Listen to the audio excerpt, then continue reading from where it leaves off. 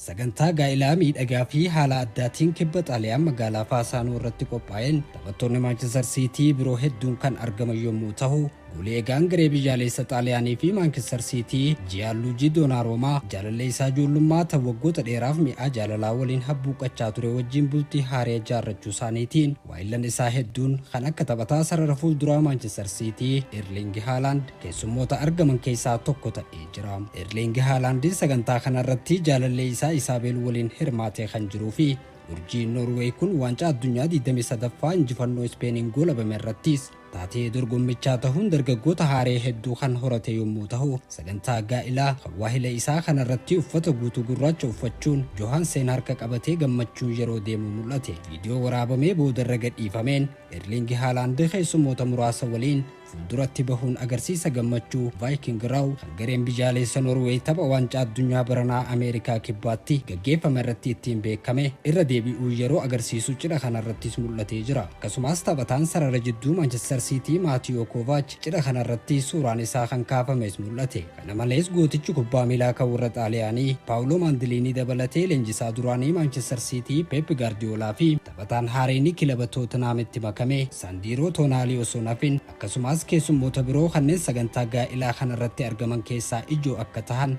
himamee jira.